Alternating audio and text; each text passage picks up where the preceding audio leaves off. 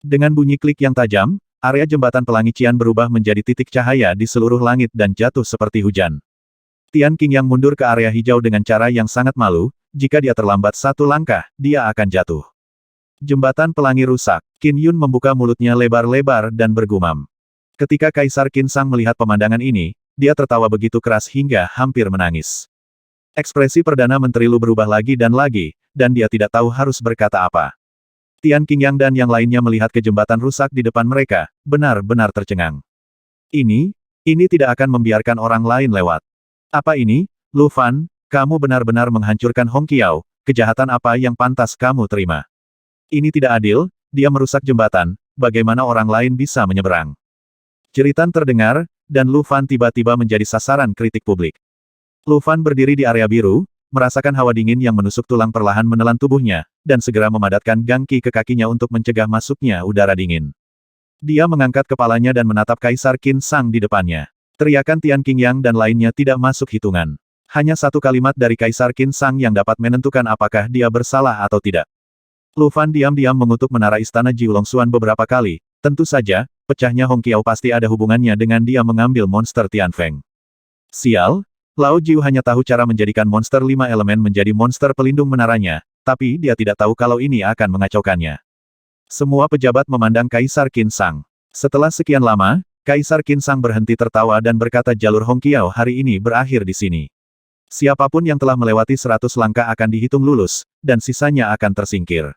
Pemeringkatan diatur berdasarkan jumlah langkah, semuanya seperti biasa. Seorang komandan penjaga lapis baja emas di dekatnya berkata dengan keras jalan Hong Qiao sudah berakhir.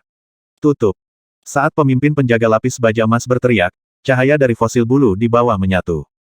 Hong Qiao tiba-tiba menghilang dari bawah kaki, dan semua orang jatuh dengan ringan dari langit. Seolah-olah ada kekuatan yang menahan mereka agar tetap berada di tanah. Kaisar Qin Sang melambaikan tangannya, dan lampu formasi menyala kembali. Semua orang tiba-tiba merasa dunia berputar, dan ketika mereka membuka mata lagi, mereka kembali ke aula harmoni tertinggi. Semuanya seperti biasa, tidak ada yang terlalu banyak, tidak ada yang terlalu sedikit. Bahkan posisi dia berdiri pun tidak banyak berubah. Sepertinya pengalaman barusan hanyalah mimpi. Tapi semua orang masih bisa melihat luka di tubuh mereka dan tenaga yang dikonsumsi di tubuh mereka. Ini cukup untuk membuktikan bahwa semua yang baru saja terjadi sangatlah nyata. Seleksi tingkat pertama sudah selesai, berhenti. Semua orang menundukkan kepala dan berteriak Tuhan memberkati yang mulia, semoga Wu An kuat. Kemudian, mereka perlahan keluar dari aula harmoni tertinggi. Sekelompok penjaga lapis baja emas memimpin Lu Fan dan yang lainnya keluar dari gerbang aula harmoni tertinggi. Sekelompok orang berjalan keluar, tetapi pada saat ini, Lu Fan dihentikan oleh penjaga lapis baja emas Inspektur Lu, kamu tidak perlu pergi. Lu Fan berhenti dan melihat sekeliling, hanya untuk melihat bahwa dia bukan satu-satunya yang dihentikan, tetapi 100 atau 200 orang juga dihentikan. Tidak diragukan lagi, orang-orang ini adalah pejuang yang telah melewati level pertama. Mereka yang tidak dihentikan MS-kan air mata atau marah. Saya ragu-ragu sejenak di aula harmoni tertinggi, tampak sedikit tidak ingin pergi. Namun pada akhirnya, saya harus menjauh.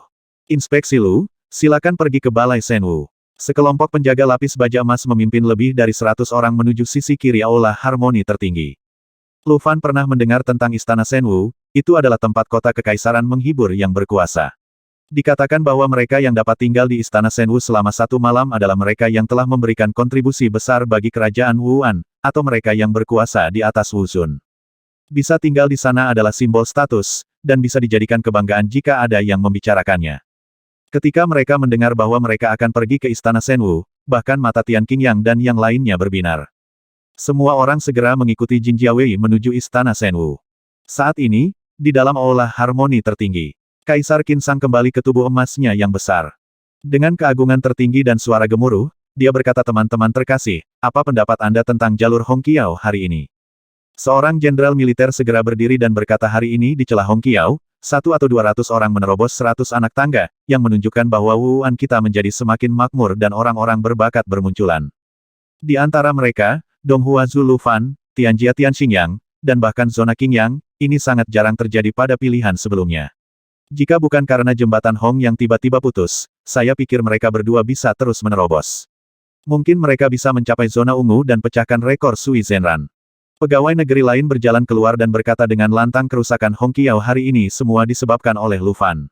Saya pikir orang ini memecahkan jembatan untuk mencegah orang lain mengejarnya. Bagaimana karakter seperti itu bisa menjadi postur orang yang kuat? Terlebih lagi, Hong Qiao adalah artefak langka kekaisaran, dan menghancurkannya seperti ini merupakan penghinaan terhadap kekaisaran. Saya menyarankan agar Lu Fan diselidiki secara ketat tanpa penyelidikan lebih lanjut. Beberapa pegawai negeri keluar pada waktu yang sama dan berkata saya setuju dengan lamaran itu. Kaisar Qin Sang hanya memandang mereka dengan ringan, lalu menoleh ke seorang lelaki tua dan bertanya Yi Chen, bagaimana menurutmu? Yi Chen memandang Qin Fan saat ini, ekspresi Qin Fan seperti biasa, tetapi dia sedikit menggoyangkan jarinya. Yi Chen segera memahami arti dari pangeran kedua Qin Fan dan berkata dengan lantang saya pikir tidak pantas untuk menghukum Lu Fan. Meskipun pecahnya Hong Qiao ada hubungannya dengan Lu Fan, itu juga disebabkan oleh perkelahian Lu Fan. Bolehkah saya bertanya apakah kamu hidup atau mati? Saat berperang, apakah kamu masih harus khawatir apakah tanah di bawahmu hancur?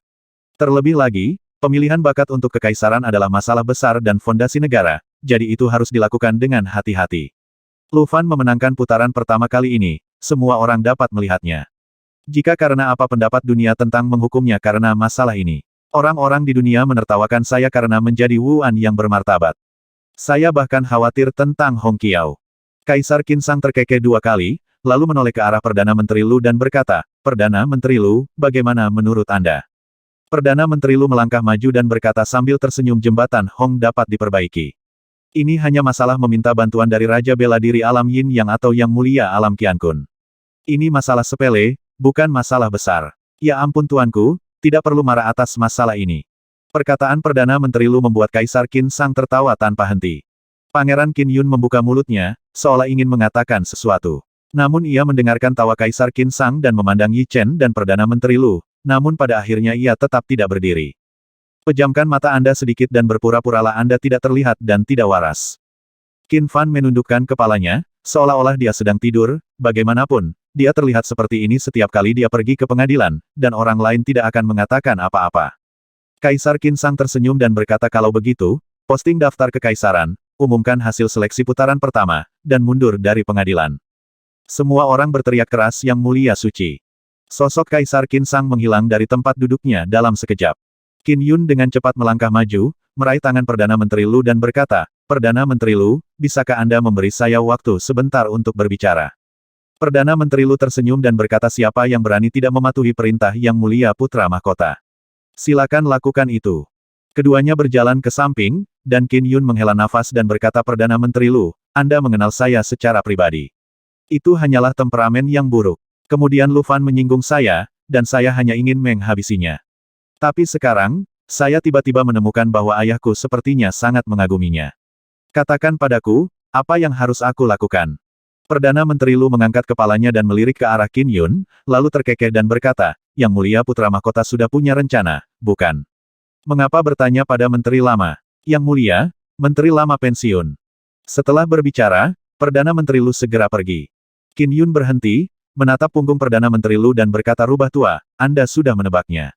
Tapi karena Anda sudah menebaknya, Anda tidak perlu saya mengingatkan Anda.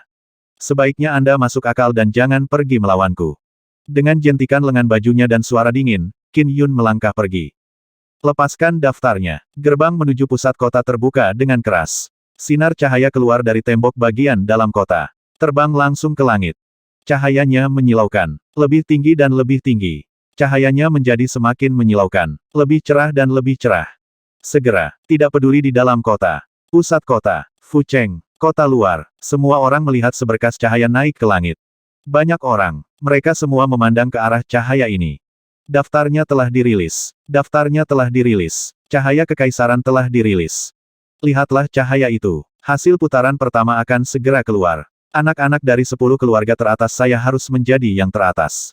Kemungkinan besar itu adalah Tian Qingyang yang saya cintai. Sui Sikuan juga mungkin. Konon Han Yuaning dari keluarga Han lumayan. Ups, saya ingin melihat dengan jelas siapa yang menjadi juara pertama di babak pertama. Seberapa tinggi yang bisa dicapai Tuan Muda Lu Fan? Bahkan jika dia tidak mendapat tempat pertama, dia pasti masih memiliki peringkat yang bagus.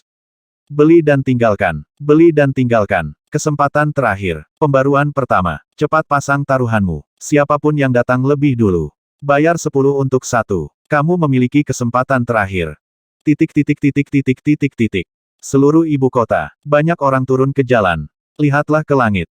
Beberapa orang bahkan naik ke atap. Memegang cermin di tangan. Bersiaplah untuk merekam momen bersejarah ini. Cahayanya melesat semakin tinggi. Saat ini cuacanya seterang matahari. Di kedai teh, Wukongling duduk di hadapan seorang pria berpakaian hitam.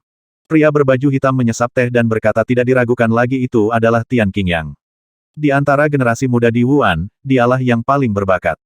Setelah seleksi ini, dia juga harus menjadi orang yang mewakili Wuan di kompetisi Wan Fangzuang. Kompetisi nasional. Ethereal, apa hubunganmu dengannya sekarang? Jelaskan misimu. Kenapa belum selesai? Wukongling berkata dengan tenang, Master Sekte, itu telah selesai. Han Yuaning telah merencanakan pertarungan hidup dan mati dengan Tian Qingyang selama seleksi. Saya ingin datang. Tunggu hingga seleksi putaran kedua. Lebih lanjut dan bab yang lebih cepat akan datang. Mereka berdua, mereka akan melawanmu sampai mati. Tentukan pemenangnya. Setidaknya satu orang akan mati. Pria berbaju hitam berkata ya. Ini masuk akal. Kalau begitu saya akan menunggu beberapa hari lagi. Jika keluarga Han dan keluarga Tian tidak berada dalam kekacauan, akan sulit bagi kita untuk menangani masalah besar. Wukongling mengertakkan gigi. Ditanya Sekte Guru, apa masalahnya? Bisakah Anda memberitahu saya tentang hal itu? Pria berbaju hitam itu menatap Wukongling. Tiba-tiba dia menghela nafas dan berkata itu saja. Bagaimanapun, posisi pemimpin sekte akan diserahkan kepadamu cepat atau lambat. Aku akan memberitahumu sedikit. Apakah kamu tahu Dao Heart Demon Sect? Perbarui secepatnya. Mata Wukongling menyipit. Tubuhnya gemetar dan dia berkata, saya tahu. Pria berbaju hitam berkata senang mengetahuinya. Hal-hal yang kami lakukan ini sebenarnya diatur oleh Sekte Setan Hati Dao. Faktanya, ada Sekte Ibel 15 lain yang melakukan hal yang sama seperti kami. Saya tidak tahu berapa banyak lebih banyak lagi. Siapa yang bisa melakukannya pertama kali untuk Sekte Setan Hati Dao? Siapapun yang membuat prestasi besar di sekte tersebut akan berada di atas angin. Ketika dunia didistribusikan di masa depan, dia akan bisa mendapatkan lebih banyak tempat. Wukongling terkejut dan berkata bagikan dunia. Pria berbaju hitam tersenyum dan berkata saya terkejut.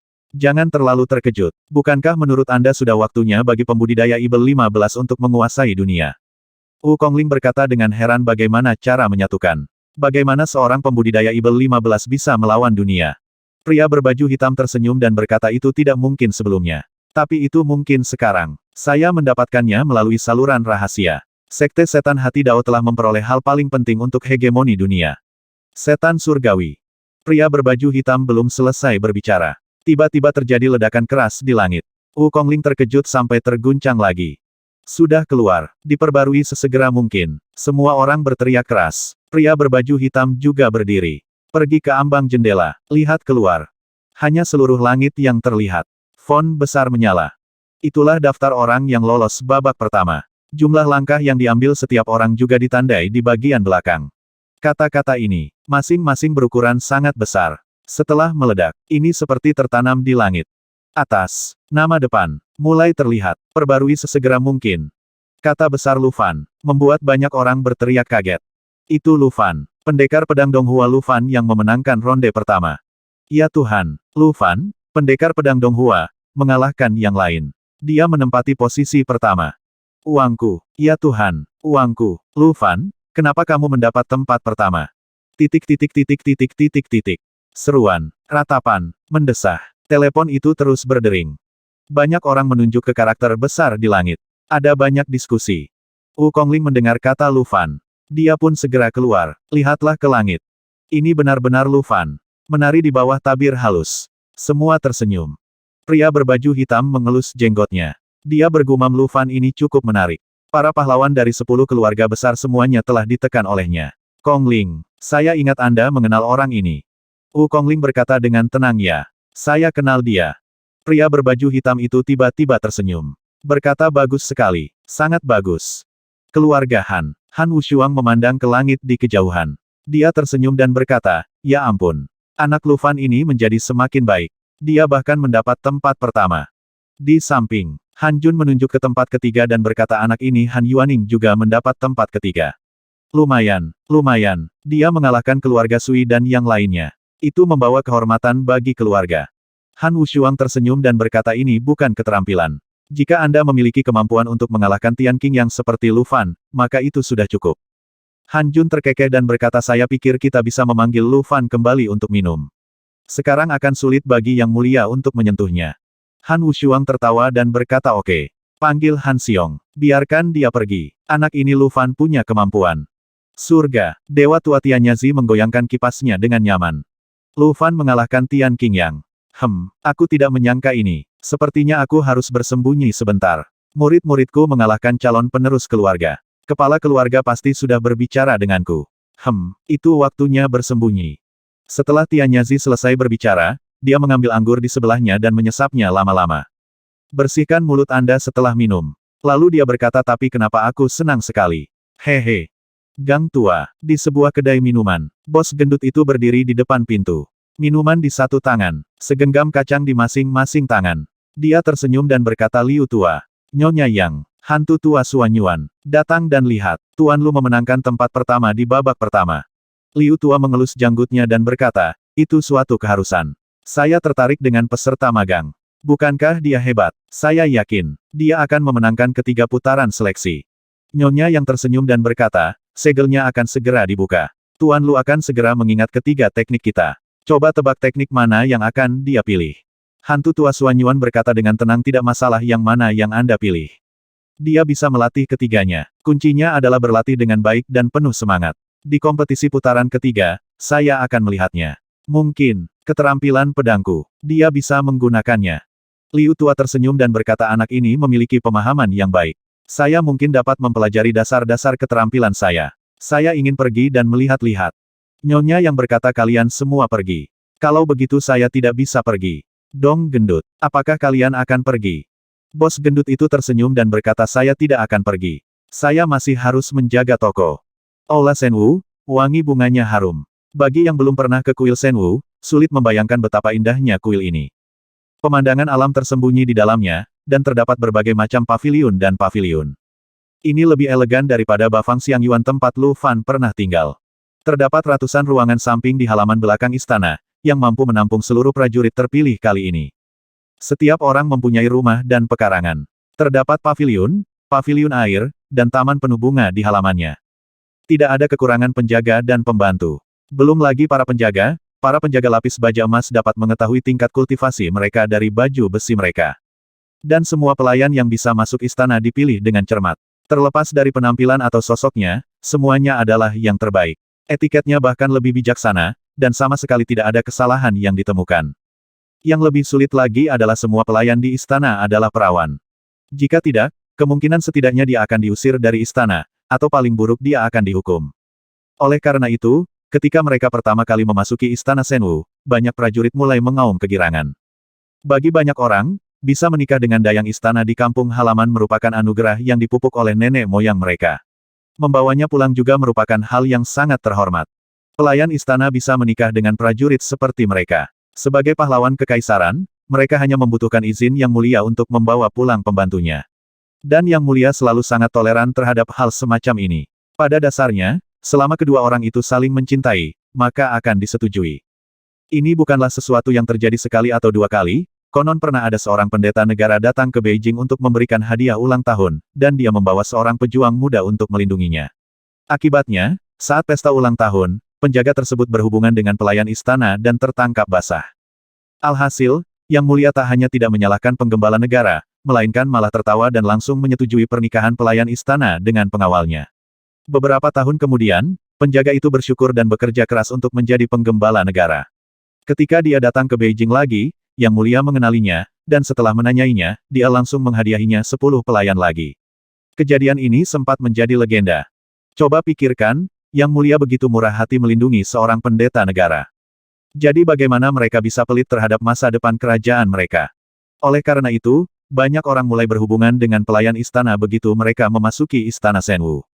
Dan tidak satu pun dari pelayan istana ini yang bermata cerah dan berpikiran jernih. Tujuan terbesar mereka dalam hidup ini mungkin adalah menikah dengan keluarga yang baik. Jika dia memiliki kehidupan yang lebih baik, dia akan menikah dengan seorang penggembala negara seperti yang dilakukan pelayan istana. Kehidupan biasa, menjadi selir bagi keluarga kaya. Betapapun menyedihkannya, Anda mungkin harus tinggal di istana sampai usia Anda habis dan penampilan Anda menjadi tua, lalu Anda meninggalkan istana untuk mencari pengusaha kaya untuk dinikahi. Bukankah akan menjadi hal yang luar biasa jika saya bisa menikah dengan seorang pejuang muda yang menjanjikan sekarang? Oleh karena itu, para pelayan istana ini dengan setengah hati menyerah, wajah mereka sedikit merah, tetapi hati mereka sudah setuju. Pada malam ketika dia memasuki kuil seni bela diri, Lu Fan mendengar suara terengah-engah dan rintihan di seluruh kuil bela diri ilahi, seperti lagu musim semi. Dia hanya akan menertawakannya. Saya hanya menghela nafas bahwa para pejuang ini tidak melakukan bisnis, tetapi datang ke istana untuk menjemput gadis-gadis. Lu Fancai tidak memiliki niat ini, dia perlu menyesuaikan kondisinya dengan baik.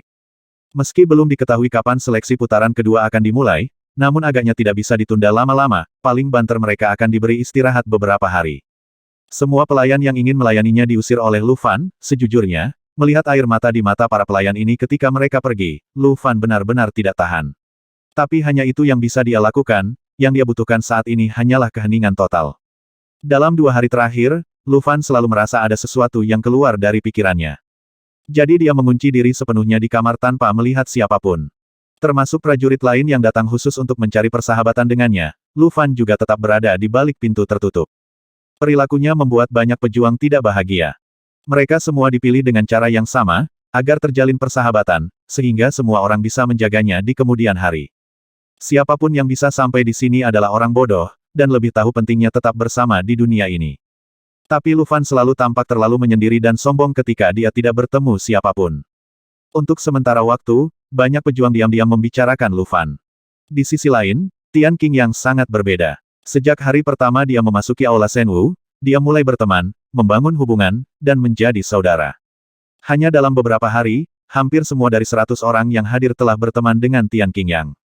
Terlepas dari apakah mereka menyukai Tian Qingyang atau tidak, mereka tetap harus memberinya wajah.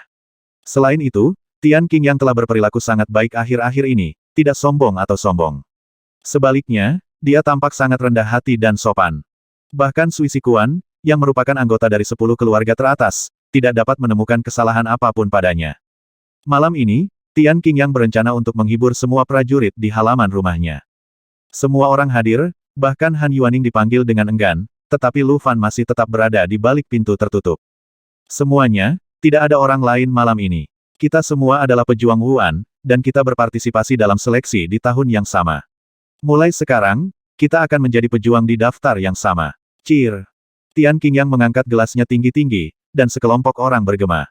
Setelah 3 putaran anggur, 5 rasa makanan. Melihat Lu Fan belum datang, Tian Qingyang tiba-tiba tersenyum, dan kemudian dengan ringan mengedipkan mata ke prajurit di sebelahnya. Segera, prajurit jangkung dan kurus itu berdiri dan berkata dengan keras semuanya, "Hari ini, Guru Tian mengundang kami untuk minum anggur dan makan daging. Kami semua merasa terhormat, tetapi saya melihat sekeliling dan sepertinya tidak ada seseorang di sini. Bukankah ada orang? Beritahu dia." Semua orang tahu siapa orang itu, dan siapa lagi selain Lu Fan. Seorang prajurit jangkung dan bulat berkata dengan lantang, "Saya kira dia tidak akan datang." Begitu orang ini memasuki istana Shenwu, dia mengasingkan diri. Tidak ada yang datang. Sepertinya kita tidak ada di matanya dan dia tidak jangan repot-repot berteman dengan kami. Prajurit lain dengan mata segitiga berdiri dan berkata, "Saya pikir Lu Fan ini tidak tahu apa yang dia inginkan. Mungkinkah ketika dia datang ke istana Shenwu, dia bahkan tidak mencicipi sedikit pun makanannya, bukan? Aku tidak minum secangkir teh, dan bahkan mengirim beberapa pelayan istana yang encer. Mengapa ini terjadi? Saya pikir 80% dari waktu itu tidak akan berhasil." Beberapa prajurit berteriak, "Bisakah Anda menjelaskan dengan jelas apa yang salah?" Pria bermata segitiga itu tertawa dan berkata, "Tentu saja tidak akan berhasil." Semua orang tertawa terbahak-bahak, dan bahkan Han Yuaning, yang duduk di sudut, tertawa beberapa kali. Namun di antara kerumunan itu, ada satu orang yang tidak bisa tertawa, dan wajahnya menjadi gelap. Tian Qingyang tiba-tiba melambaikan tangannya dan berkata sambil tersenyum, "Oh, kamu membuat tebakan acak seperti ini, berhati-hatilah jika seseorang menuntutmu karena fitnah."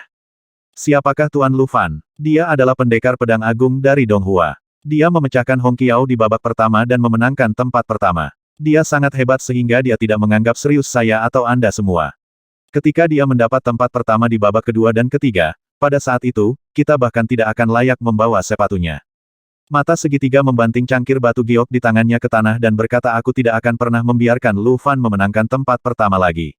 Di putaran kedua memasuki Gunung Seni Bela Diri, kamu bisa bertarung sesuka hati, terlepas dari hidup atau mati. Jika saya melihatnya di Gunung Seni Bela Diri, saya harus meminta beberapa tip darinya. Lihatlah keterampilan di tangannya, apakah dia sangat bangga? Ya, saya juga ingin meminta nasihatnya tentang 2 trik." Huff. Orang seperti ini ingin menjadi nomor satu tidak peduli seberapa keras dia bermimpi. Mari kita wujudkan mimpi indahnya. Gunung Seni Bela Diri adalah tujuannya. Semuanya, kenapa kita tidak bergabung dan mengusir Lu Fan keluar dari Gunung Seni Bela Diri dulu? Oke, aku setuju dengan ini. Kami mendukungnya. Titik titik titik titik titik titik. Sekelompok orang berteriak keras. Han Yuaning tersenyum sedikit dan berkata Lu Fan sudah selesai. Metode Tian King yang brilian. Dia menemukan beberapa pendukung untuk memaksa Lu Fan ke sisi yang berlawanan dari semua orang. Dia membuat semua orang marah dan langsung tersingkir. Tidak perlu usaha. Liu Zhen menggerogoti kaki ayamnya dan berkata, ada apa, Han gila, apakah kamu juga takut? Tian Qingyang dapat menggunakan trik ini untuk menghadapi orang-orang seperti Lu Fan yang tidak memiliki dasar atau pengaruh di ibu kota. Geng ini jika orang mau terlibat dalam perkelahian geng dengan kita, maka mereka harus memikirkannya dengan hati-hati dan jangan malu-malu. Han Yuaning mengangguk dan berkata ya, sepertinya saya datang pada waktu yang tepat hari ini. Biarkan saya melihat hati jahat Tian Qingyang lagi. Di akhir kalimat, gigi Han Yuaning sudah mengatup. Si Chen menatap Han Yuaning dalam-dalam dan berkata, Han gila, kamu tidak benar-benar berencana melakukan pertarungan hidup atau mati dengan Tian Qingyang di Gunung Seni Bela Diri. Han Yuaning mengucapkan kata demi kata kebencian karena merebut istriku berarti kematiannya atau kematianku. Liu Zhen dan Si Chen saling memandang, keduanya menunjukkan ketidakberdayaan. Kerumunan sangat marah, sekelompok orang minum terlalu banyak dan mulai mengutuk Lu Fan dengan leher merah. Manusia adalah binatang yang mengikuti orang banyak, selama sekelompok orang memarahi seseorang, maka orang lain akan mengikuti, terlepas dari apakah mereka benar-benar membenci orang itu atau tidak, dan omelan itu akan semakin keras. Disebut demikian ketaatan buta. Tidak banyak orang yang bisa tetap rasional dalam keadaan seperti itu. Sekilas, hanya ada sekitar selusin orang. Pada saat ini, seseorang berdiri perlahan, terhuyung-huyung, seolah-olah dia terlalu mabuk, dan berkata semuanya, saya kembali dulu. Saya minum terlalu banyak. Saya perlu memasukkan air. Nak Yuan, kamu tidak bisa minum cukup. Ayo, ayo, jangan biarkan air keluar dari sini. Orang-orang di sebelahnya mencibir dan mendorong Yuan Xiaozi menjauh. Perlahan, Yuan Xiaozi meninggalkan halaman Tian Qingyang. Begitu meninggalkan halaman, Yuan Xiaozi segera kembali ke keadaan semula dan bergegas menuju halaman Lu Fan. Dalam waktu kurang dari sebatang dupa, Tuan Muda Yuan tiba di depan pintu.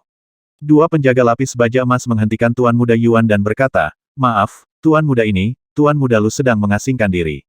Saya tidak mengerti siapapun. Yuan Xiaozi berkata dengan lantang beritahu Tuan Lu bahwa ada seorang teman lama yang datang berkunjung dan kita memiliki sesuatu yang penting untuk didiskusikan.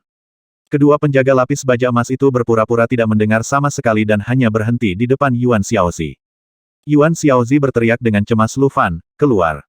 Pada saat ini, seberkas cahaya tiba-tiba keluar dari kamar Lu Fan, cahaya menyilaukan itu mendobrak pintu dalam sekejap dan mengubahnya menjadi bubuk. Begitu, ternyata itu bukan mimpi. Tawa Lu Fan terdengar dari dalam ruangan, dan Yuan Xiaozi segera berteriak lagi Lu Fan. Kali ini, Lu Fan mendengar teriakan itu dan berjalan keluar rumah perlahan. Dari kejauhan, Lu Fan melihat orang di pintu masuk halaman dan terkejut itu kamu. Lu Fan mengenalinya, dan omong-omong, mereka datang jauh-jauh. Yuan Lai, sudah lama tidak bertemu. Lu Fan berjalan ke depan sambil tersenyum, dan dua penjaga lapis baja emas itu menyingkir, dan Yuan Lai dengan cepat berjalan ke halaman. Tuan Lu, saya tidak punya waktu untuk mengobrol lagi. Saya di sini untuk memberitahu Anda sesuatu. Yuan Lai berkata dengan cemas. Lu Fan tersenyum pada Yuan Lai dan berkata, ada apa? Apakah kamu sedang diburu? Di mana musuhnya? Aku akan membantumu menghabisinya. Yuan Lai melangkah maju dan berkata dengan lembut Tuan Lu, bukan karena saya sedang diburu. Itu karena Anda menjadi sasaran, dan Anda tidak tahu. Sekarang semua orang berencana untuk berurusan dengan Anda. Mereka ingin menjadikan Anda yang kedua. Kapan saat waktunya tiba, kami akan bergabung untuk menghadapimu. Kami bahkan bersiap untuk menghabisimu di Gunung Seni Bela Diri. Senyuman di wajah Lu Fan tidak berkurang sama sekali, dan dia berkata benarkah? Ide siapa ini? Dia cukup mampu. Dia bisa mengumpulkan semua orang untuk menghabisiku. Yuan Lai berkata siapa lagi yang bisa melakukannya. Semua orang dapat melihat bahwa Tian Qingyang melakukannya dengan sengaja. Tuan Lu Fan, saya pikir Anda harus berhenti secepat mungkin untuk menyelamatkan hidup Anda. Bagaimanapun, Anda telah memenangkan tempat pertama di babak pertama. Sekarang kamu berpura-pura sakit. Jika kamu terluka dan mundur dari seleksi, kamu bisa menyelamatkan hidupmu tanpa kehilangan muka. Lu Fan menggelengkan kepalanya dan berkata ini tidak mungkin. Saya tidak akan berhenti. Saudara Yuan Lai, masuk dan duduk. Di mana Feng Ying dan Xiang Su? Apakah mereka juga berpartisipasi dalam seleksi? Yuan Lai melihat bahwa Lu Fan tidak terkejut sama sekali, dan bahkan kelopak matanya tidak bergerak-gerak, dia tidak bisa menahan diri untuk tidak berkata dengan terkejut, Tuan Lu Fan, apakah kamu tidak khawatir sama sekali? Lu Fan berkata sambil tersenyum, tidak perlu khawatir. Mereka bisa datang jika mereka mau datang. Saat saya mengikuti tes inspeksi, saya juga dikepung oleh sekelompok orang. Tapi kenapa? Kalahkan saja mereka semua. Dalam hal ini ngomong-ngomong, mungkin tidak perlu bertanding di babak ketiga. Aku bisa langsung dinyatakan sebagai pemenang. Lu Fan tertawa terbahak-bahak. Yuan Lai memandang Lu Fan dengan mulut terbuka, tidak bisa menutup mulutnya untuk beberapa saat. Lu Fan menarik Yuan Lai ke dalam rumah. Tak perlu dikatakan lagi, Lu Fan Duo, Jin Jiawei yang sangat cerdas membawakan sepoci teh dan menaruhnya di atas meja. Tehnya sangat harum, benar-benar teh terbaik. Tapi Yuan Lai benar-benar tidak tertarik untuk minum teh. Dia memandang Lu Fan dan berkata sejenak, Tuan Lu Fan. Saat pertama kali bertemu denganmu, aku hanya tahu bahwa kamu adalah seorang pejuang tanpa pengalaman.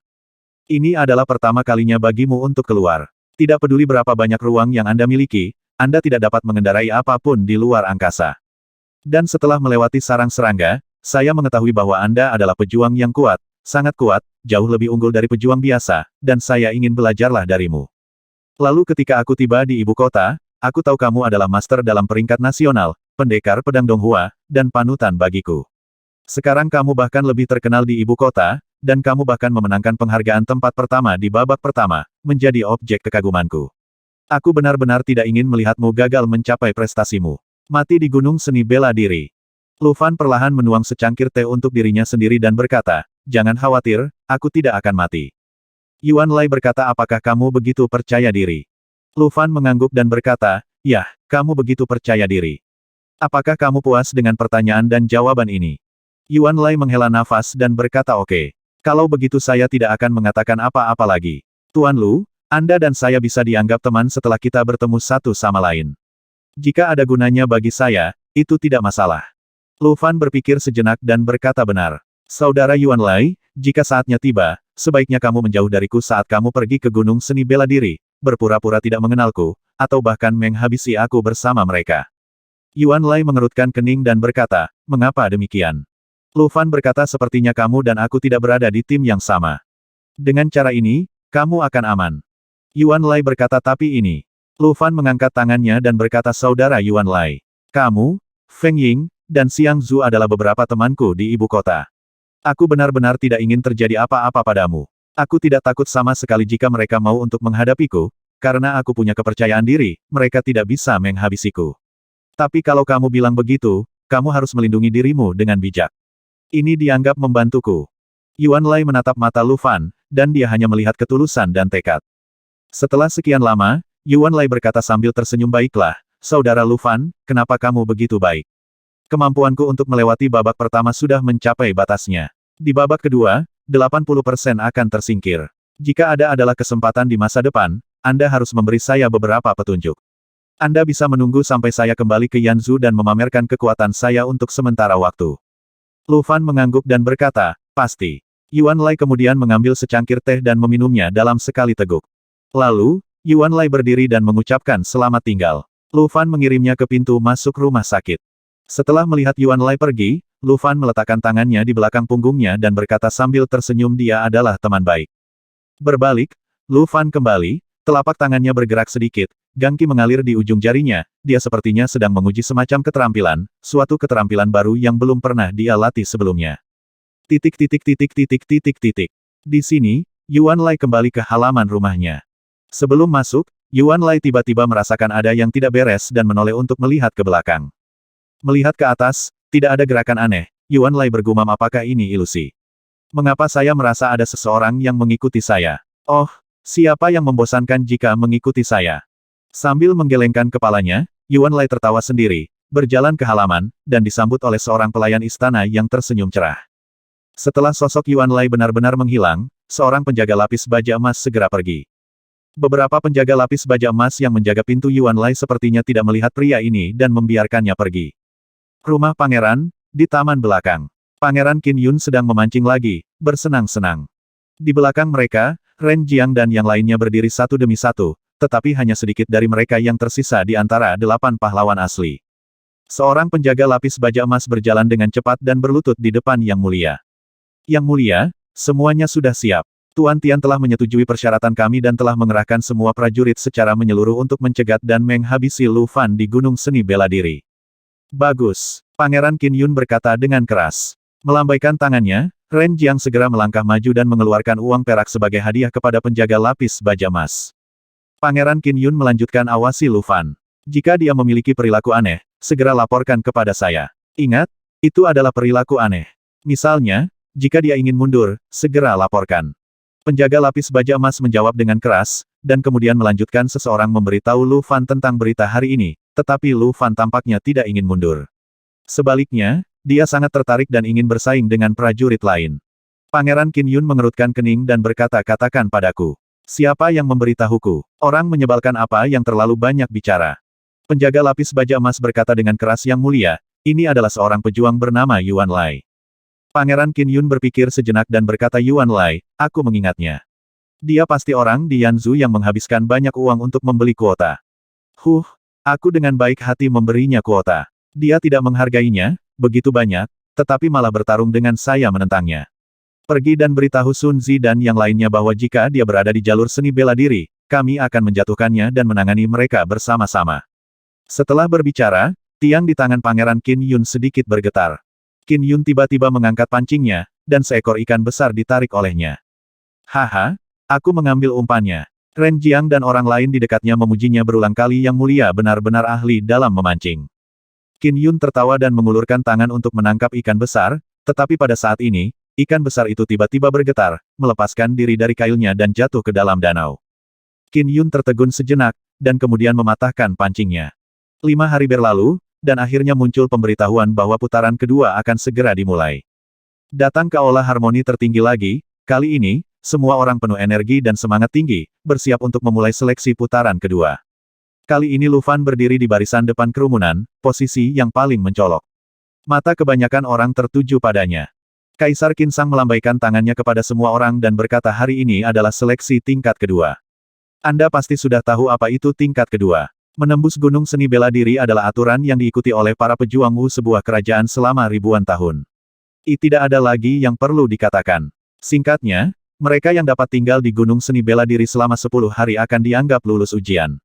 Anda harus menghargai kesempatan ini, Gunung Seni Bela Diri mungkin merupakan kesempatan langka untukmu dalam hidup ini. Semua orang menanggapi dengan keras dan berteriak, saya pasti akan memenuhi harapan Yang Mulia. Kaisar Qin Sang melambaikan tangannya dan berkata, oke, naik perahu naga. Setelah selesai berbicara, suara gemuruh datang dari luar. Semua orang melihat keluar dan melihat bayangan hitam besar muncul di pintu aula harmoni tertinggi. Sekelompok orang menjulurkan lehernya untuk melihat keluar, dan kemudian mereka melihat dengan jelas apa itu. Perahu naga emas besar bercakar 5 mulai terlihat. Perahu itu panjangnya lebih dari 1000 kaki dan tingginya 100 kaki, seperti seekor naga raksasa yang jatuh di luar aula harmoni tertinggi. Raungan naga terdengar, dan perahu itu benar-benar hidup. Naik perahu naga, seorang pemimpin penjaga lapis baja emas berteriak keras. Semua prajurit, dipimpin oleh pengawal armor emas, keluar dari aula harmoni tertinggi. Perahu naga emas bercakar 5 mendarat di luar aula, cahayanya menyilaukan. Naga emas itu mengulurkan tangan dan mendarat di depan pintu istana, semua orang melangkah ke atas cakar naga itu satu persatu, lalu dibaringkan di punggung mereka oleh naga emas bercakar 5, yaitu perahu yang terbuat dari sisik naga. Lu Fan berdiri di atas perahu, dan tanah di bawah kakinya adalah daging dan darah naga raksasa, gelombang kekuatan yang melonjak melintas di bawah kakinya, membuat Lu Fan diam-diam mendecakkan lidahnya. Segera, lebih dari 100 prajurit menaiki perahu naga. Sekelompok penjaga lapis baja emas juga berdiri di mana-mana di atas tubuh naga. Pemimpin pengawal lapis baja emas berteriak keras. Bangkit! Tiba-tiba naga raksasa itu terbang ke angkasa sambil mengaum. Terburu-buru langsung keluar kota kekaisaran. Angin kencang meniup pakaian Lu Fan dan lainnya. Kecepatan naga itu sangat cepat sehingga ia benar-benar meninggalkan pusat kota hanya dengan satu lompatan. Datang dan lihat, naga itu terbang keluar dari istana. Di pusat kota, banyak orang melihat sosok Shenlong, dan kemudian, banyak orang juga melihat Lu Fan dan yang lainnya di atas naga. Itu pendekar pedang Donghua Lu Fan dan teman-temannya. Mereka akan pergi ke Gunung Seni Bela Diri. Benarkah? Putaran kedua telah dimulai. Lu Fan dan yang lainnya berangkat. Semua orang berteriak ketika perahu naga emas bercakar 5 dengan cepat melewati pemimpin mereka. Kemanapun mereka lewat, kerumunan orang seperti semut menatap Lu Fan dan yang lainnya, bahkan di langit, Lu Fan bisa mendengar teriakan di bawah. Tuan Lu Fan, aku mencintaimu, dan aku tidak akan menikah kecuali kamu. Tian Qingyang, Tuan Tian, kamu sangat tampan. Ya Tuhan, Tuan Lu Fan juga sangat menarik. Yang mana yang harus saya suka? Titik titik titik titik titik titik. Yang dimaksud dengan berjalan angkuh keliling kota, menunggang kuda besar, dan memakai bunga merah. Sungguh lemah jika dibandingkan dengan ini. Naga emas bercakar 5 ini sendiri telah menarik perhatian banyak orang dan menyebabkan banyak orang berteriak kaget. Sekalipun Anda seburuk mungkin dan sefrustasi mungkin, selama Anda naik perahu naga emas, seseorang akan segera menyemangati Anda. Benar saja, seseorang masih harus bergantung pada tunggangannya. Lu Fan melihat kegembiraan banyak orang di bawah dan berpikir, jika Xiao Hei bisa menjadi naga raksasa, maka dia akan menjadi populer. Dengan pikiran-pikiran yang tidak realistis berputar-putar di benaknya, perahu naga emas bercakar 5 berputar-putar di langit kota pusat untuk sementara waktu, dan kemudian tiba-tiba bergegas ke dalam semburan kehampaan. Kali ini, Lu Fan melihat aliran deras yang tak terhitung jumlahnya mengalir ke satu arah di waktu yang sama. Ada sebuah gunung yang tinggi, dan arus deras yang tak terhitung jumlahnya mengembun menjadi gunung besar dengan cahaya 9 warna, muncul di hadapan semua orang. Apakah ini gunung seni bela diri? Lu Fan bertanya dengan lembut. Tidak ada yang menjawabnya, semua orang dikejutkan dengan pemandangan spektakuler ini. Cahaya mengalir, kekuatan yang tak terhitung jumlahnya berkumpul, dan cabang-cabangnya terjalin, tetapi pada akhirnya menjadi gunung yang tinggi. Lu Fan dapat merasakan bahwa aliran deras ini pasti berkumpul dalam suatu bentuk formasi, tetapi dia tidak dapat menyebutkan nama formasi tersebut atau memahami cara aliran deras tersebut berkumpul. Satu-satunya hal yang dapat diketahui adalah puncak gunung ini mengandung kekuatan yang sangat menakutkan. Segera, naga emas bercakar 5 datang ke puncak gunung menghadap semua orang. Tiba-tiba, naga emas bercakar 5 keluar dari kehampaan. Pemandangan dunia tiba-tiba berubah, dan yang terlihat adalah langit biru, awan putih, dan puncak gunung yang menjulang tinggi tak jauh dari situ. Persis sama dengan gunung yang terbentuk dari semburan kehampaan. Gunung seni bela diri, ini gunung seni bela diri. Gunung Wudao disebut juga Gunung Wujing atau Gunung Wuyu. Awan menutupi kabut, dan langit penuh kabut. Dilihat dari kejauhan, bagian depan gunung tampak megah, bagaikan pedang raksasa yang ditusukkan langsung ke langit. Naga emas bercakar 5 terus terbang ke depan, melewati awan, kabut, dan hutan, dan akhirnya sampai di kaki gunung seni bela diri. Di depan Anda terdapat sebuah gerbang gunung, tidak indah dan tidak lebar, sangat sempit sehingga hanya dapat menampung 3 orang yang berjalan berdampingan. Lu Fan dan yang lainnya, yang terbiasa melihat rumah-rumah besar, tiba-tiba melihat gerbang gunung yang begitu kecil, dan merasa sedikit tidak nyaman untuk beberapa saat. Di gerbang gunung di sebelah kiri, tertulis, Yin dan yang teratur, dan tinju dapat menggerakkan dunia dan mengguncang segala arah. Di sisi kanan gerbang gunung terdapat pesan matahari dan bulan menggantung tinggi, gunung dan sungai tertutup oleh telapak tangan, menggerakkan 9 negara bagian. Di tengah gerbang gunung, terukir kata Xiu. Setiap kata, setiap pukulan, seolah-olah dipalu dan dicincang dengan pisau dan kapak. Lu Fan dapat merasakan bahwa setiap kata dalam kata-kata ini bersifat ilahi dan mengandung semacam jiwa spiritual, jadi dia tidak dapat membaca terlalu banyak. Jika Anda tidak memiliki cukup alam dan mencoba memahaminya dengan paksa, Anda mungkin terpengaruh oleh jiwa di dalam hati seni bela diri Anda. Lu Fan menarik pandangannya, tetapi beberapa orang tidak. Tak lama kemudian, suara muncrat darah terdengar di antara kerumunan. Bahkan Tian Qingyang membuang muka dengan enggan setelah beberapa kali melirik. Pada saat ini, Komandan Jin Jiawei memegang dekrit kekaisaran dan berkata dengan lantang semua prajurit, masuklah ke gunung seni bela diri. Dalam 10 hari, perahu naga akan datang menjemputmu. Jika ada keadaan darurat, hancurkan saja milikmu plat identitas. Semua orang mengangguk setelah mendengar ini, lalu berjalan menuju gerbang gunung.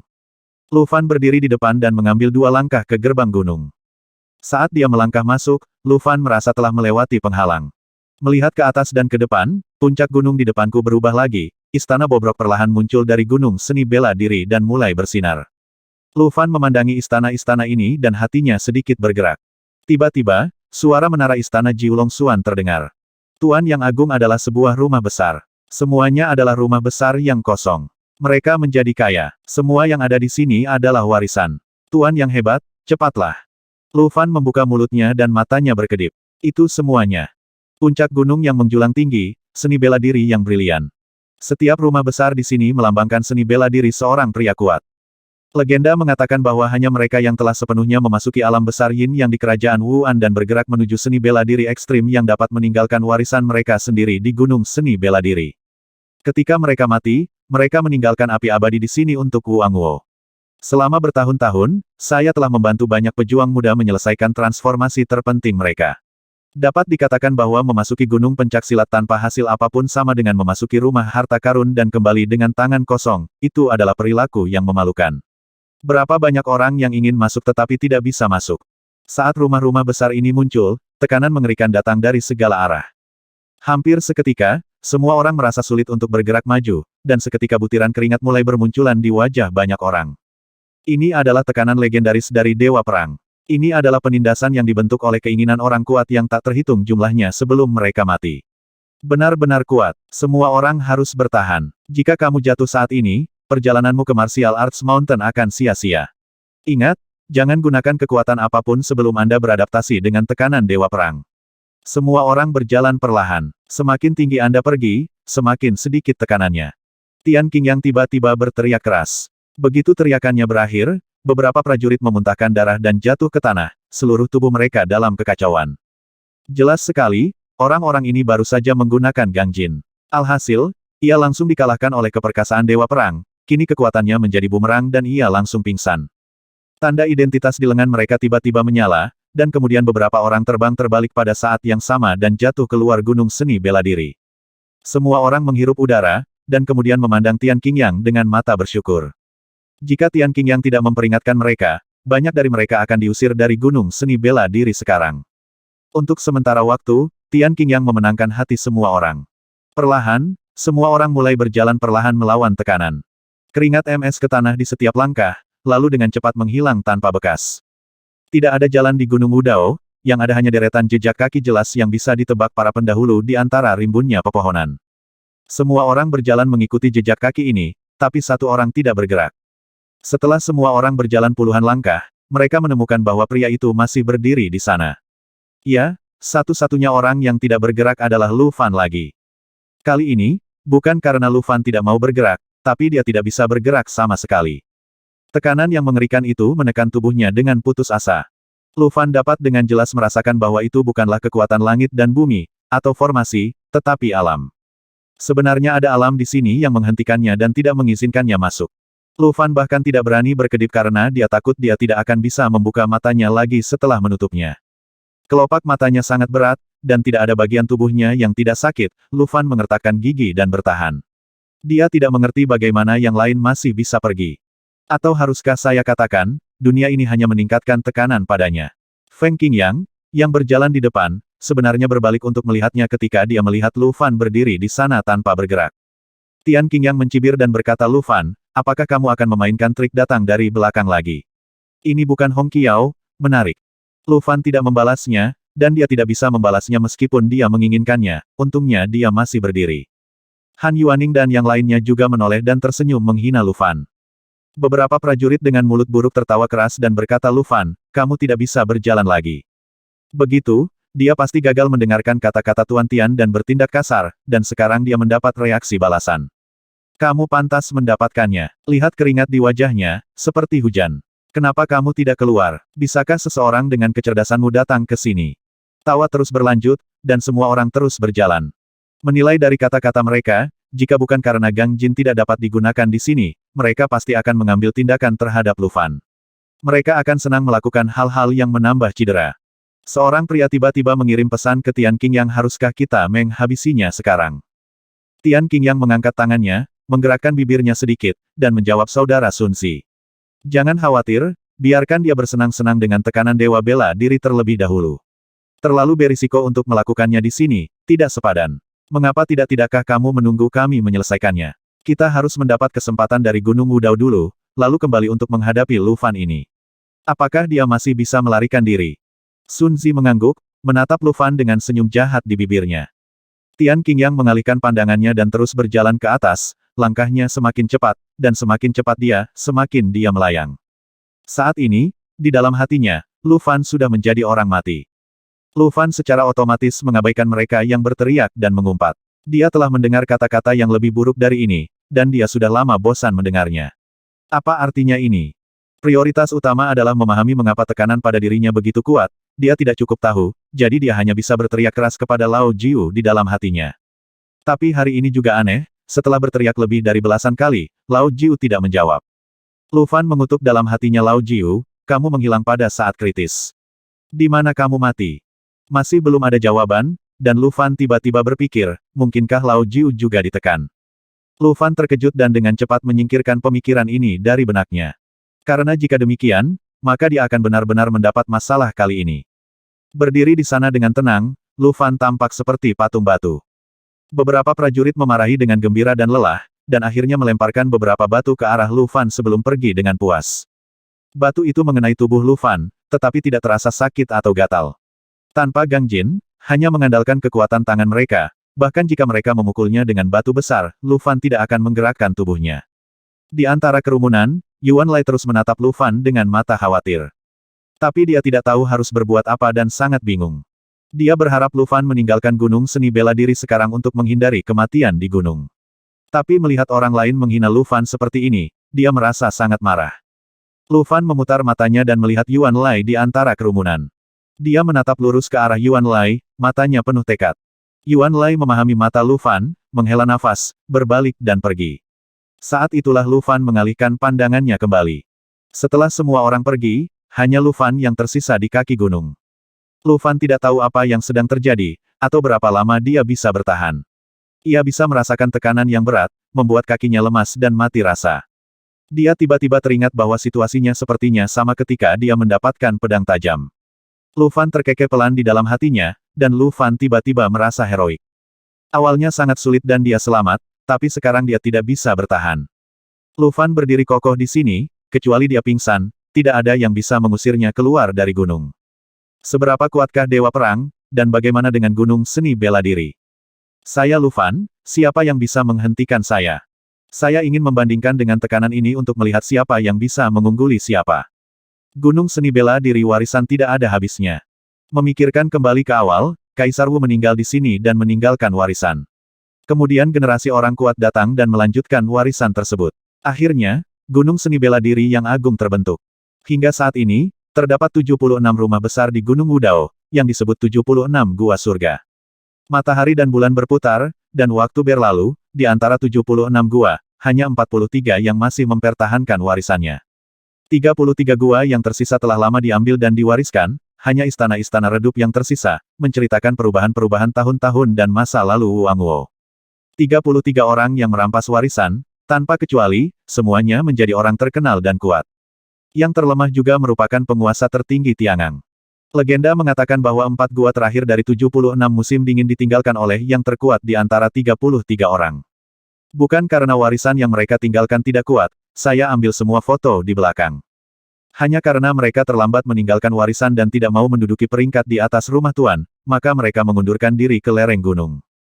Setiap gua adalah peluang besar, jika Anda bisa mendapatkan keterampilan bela diri seperti timbangan atau cakar di dalamnya, itu bisa digunakan oleh seorang pejuang dalam hidupnya. Jika bisa mendapatkan warisan lengkap dari orang kuat, ibarat ikan mas yang melompati gerbang naga dan langsung menuju langit biru. Bahkan jika Anda bukan siapa-siapa pada awalnya, selama Anda mendapatkan warisan yang lengkap, itu akan membuktikan bahwa pencapaian masa depan Anda pasti akan berada di atas Tiangang. Dan 80% mungkin untuk melihat menembus yin dan yang dan menjadi martial lord. Bisa dikatakan jika kamu mendapatkan gua di sini, kamu akan mendapatkan sebuah dunia. Setelah Tian Qingyang dan yang lainnya mendekati rumah pertama, mereka merasakan tekanan pada tubuh mereka berkurang dan semuanya kembali ke keadaan semula. Semua prajurit yang mengetahui detail gunung seni bela diri segera bergegas menuju berbagai rumah besar. Ada banyak orang dan sedikit rumah, 43 gua yang tersisa jelas tidak cukup untuk membaginya satu persatu. Terlebih lagi, dalam mencari peluang seperti ini, Anda tidak boleh ketinggalan dari yang lain. Terkadang, jika Anda sedikit terlambat, Anda mungkin tidak mendapatkan apapun. Kerumunan segera bubar dan memulai latihan 10 hari mereka di Gunung Seni Bela Diri. Faktanya, tidak ada pos pemeriksaan formasi di Gunung Seni Bela Diri, satu-satunya masalah adalah persaingan dari prajurit lain. Tapi ini satu-satunya, lebih baik dari yang lainnya. Di Gunung Seni Bela Diri, sangat umum terjadi pembunuhan, perampasan harta, dan penghancuran budidaya orang. Alasannya karena ini satu-satunya tempat yang tidak ada yang mengawasi. Hanya ada satu aturan di sini, yaitu hukum rimba, tinggal selama 10 hari dan masih berusaha mendapatkan kesempatan sudah merupakan masalah besar. Tapi ini tidak ada hubungannya dengan Tian Qingyang. Saat ini, Anda dapat melihat manfaat menjadi anak dari 10 keluarga teratas. Anda memiliki kekuatan keluarga yang kuat. Bahkan jika orang lain ingin menyentuh mereka, mereka harus mempertimbangkan apakah mereka akan menanggung balas dendam dari 10 keluarga teratas setelah pergi. Selain itu, di antara anak-anak dari 10 keluarga besar, mana yang mudah diacau. Oleh karena itu, meskipun mereka merampok, anak-anak dari 10 keluarga besar tetap diuntungkan. Tian Qingyang memandangi kerumunan yang berpencar dengan tergesa-gesa dan berkata sambil tersenyum, orang-orang ini berlari cepat. Apa gunanya? Mereka tidak cukup kuat. Mereka tidak dapat menyelamatkan nyawa mereka bahkan jika mereka mengambil warisan. Jika mereka punya kekuatannya, mereka bisa mendapatkannya kembali meskipun mereka terlambat. Di sebelahnya, Sui Sikuan berkata sambil tersenyum, saudara Qingyang, kamu salah jika berpikir seperti ini. Hari ini baru hari pertama. Semua orang sibuk menyebar untuk mencari warisan yang mereka inginkan. Oleh karena itu, umumnya tidak mungkin bahwa pertarungan akan terjadi. Jadi semua orang ingin mengambil kesempatan ini untuk mendapatkan keuntungan. Jika besok, ke-43 gua itu penuh, Anda akan melihat siapa lagi yang berani masuk dengan mudah dan mendapatkan warisan. Ekspresi Tian Qingyang sedikit berubah, dan dia berkata sedikit tidak senang, begitu. Saudara Sui lebih tahu. Sui Sikuan terkekeh dan tidak berkata apa-apa lagi. Dia sudah melihatnya. Tian Qingyang tampak sedikit tidak senang karena dia terlalu banyak bicara. Tidak perlu bicara terlalu banyak untuk orang yang berpikiran sempit. Mereka berdua berjalan menuju mansion pertama, sebuah tablet batu jatuh di depan pintu mansion. Bunyinya raja orang gila lahir di sini dan meninggal di sini. Dia ingin mewarisi warisan Lao Su. Pertama dia bersujud 999 kali di depan pintu. Kemudian dia masuk dengan hormat dan terus bersujud 9.999 kali 99 kali, kalau tidak, pergilah dari sini. Melihat kata-kata vulgar seperti itu, Tian Qingyang mengerutkan kening dan berkata, apakah ini benar-benar kata-kata terakhir yang ditinggalkan oleh pejuang perkasa? Mengapa saya terlihat seperti kata-kata orang biasa di pasar? Sui Sikuan tertawa di sampingnya dan berkata tablet batu itu adalah tablet kata suci Wu Angwo. Ini khusus digunakan untuk meninggalkan pesan kepada Wu Zun yang berkuasa. Tidak akan ada kebohongan. Wang Meng yang gila ini. Saya mendengar kakek saya mengatakan bahwa dia memiliki warisan Chiang Wu Zun. Dia adalah orang yang berkultivasi dan sangat kuat. Dia dapat menopang gunung dan sungai dengan satu tangan. Dia adalah orang kuat di generasinya. Tian Qingyang menggelengkan kepalanya dan berkata tidak apa-apa untuk tidak membaca warisan dari orang-orang gila dan vulgar seperti itu. Sambil menjabat tangannya, Tian Qingyang terus berjalan. Sui Sikuan jelas tidak tertarik untuk bersujud di depan pintu. Dia terus berjalan bersama Tian Qingyang. Namun setelah mereka pergi, lebih dari selusin prajurit segera bergegas dan berlutut. Terdengar gedoran terus-menerus di pintu. Setelah berjalan sekitar sebatang dupa, keduanya sampai di rumah lain. Saat ini, ada 4 orang di depan pintu mansion, tetapi ketika mereka melihat Sui Sikuan dan Tian Qingyang berkumpul, mereka segera menyingkir. Tian Qingyang melangkah maju dan melihat tablet batu itu. Tulisan tangan Juan Xiu jelas ditinggalkan oleh seorang pejuang wanita. Makam gadis muda Turing. Tinggalkan pedang di dunia. Mereka yang ditakdirkan akan datang. Di bawah loh batu ada kata besar Mian. Tentunya, permintaan prajurit wanita ini adalah memahami kata Mian terlebih dahulu dan kemudian mengajarkan keterampilan pedangnya. Tulin Qingfei. Ternyata itu adalah Raja Bela Diri Pedang Air. Saudara Qingyang, tolong jangan mencurinya dariku. Aku ingin warisan ini. Saat Sui Sikuan berbicara, dia duduk tepat di depan tablet batu. Tian Qingyang tersenyum dan berkata saudara Sui telah menemukan warisan yang dia inginkan begitu cepat. Selamat. Tentu saja, saya tidak akan bersaing dengan saudara Sui.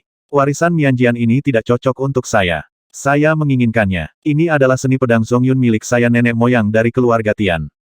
Sui Sikuan tersenyum dan berkata saudara Qingyang sangat berani. Ini mungkin keinginan banyak murid keluarga Tian. Saya berharap saudara Qingyang sukses. Tian Qingyang berbalik dan pergi sambil tersenyum. Sebelum pergi, dia berkata kepada 4 orang yang berdiri di sampingnya, mengapa kamu masih berdiri di sini? Apakah kamu ingin mengganggu retret saudara Sui? Mereka berempat diam-diam mengertakkan gigi, tetapi setelah melihat Tian Qingyang dan Sui Sikuan, mereka tidak punya pilihan selain pergi. Tian Qingyang melihat ke atas ke puncak gunung, dia tahu di mana rumah leluhur keluarga Tian berada, sekarang dia akan pergi dan melihat lebih dekat. Seperti dia, Han Yuaning juga datang ke sebuah mansion tersebut remang-remang dan kusam, sepertinya warisannya sudah lama hilang. Makam Jiuhua Sanren, tidak ada warisan. Jika tidak suka, jangan masuk. Han Yuaning melihat kata-kata di tablet batu dan tersenyum tipis. Jiuhua Martial Lord, aku sudah lama mencarimu. Biarkan aku menerima warisanmu. Aku pasti tidak akan mengecewakanmu. Mengatakan ini, Han Yuaning mengeluarkan pedang patah dan menempelkannya ke batu. Saat berikutnya, tablet batu itu menyala dan kata-kata di atasnya tiba-tiba menghilang. Kemudian, dengan lebih dari selusin prajurit mengawasi, pintu mansion tiba-tiba terbuka, dan Han Yuaning langsung ditarik masuk. Bulan terbenam dan matahari terbit, awan berkumpul dan menyebar, dan 5 hari berlalu dalam sekejap. 5 hari ini adalah 5 hari yang menurut Lu Fan waktu berlalu paling lambat. Dunia begitu sunyi. Sudah lama sekali dia tidak mendengarkan dengan cermat suara tumbuh-tumbuhan dan suara angin antara langit dan bumi. Seluruh tubuhnya kaku, energinya tidak bisa bergerak, dan seluruh tubuhnya seperti batu. Inilah situasi Lu Fan saat ini. Dalam 5 hari terakhir, tekanan Dewa Perang tidak bertambah atau berkurang 1 poin pun, ini sangat konstan. Tubuh Lu Fan mengalami 4 proses, dari mati rasa menjadi lemah, lalu nyeri, dan akhirnya menjadi kaku. Dia hampir tidak bisa merasakan tubuhnya sekarang, dan tekanan itu bahkan membuatnya melupakan rasa sakitnya, hanya menyisakan pikiran di otaknya yang masih berfungsi. Lu Fan tidak tahu berapa lama situasi ini akan berlangsung. Dia hanya tahu jika dia terus seperti ini, dia pasti akan mati. Maka, ia mulai mencoba berbagai cara untuk bergerak, namun tidak berhasil. Pada akhirnya, Lu Fan menemukan metode pernapasan yang sangat sesuai dengan situasinya saat ini.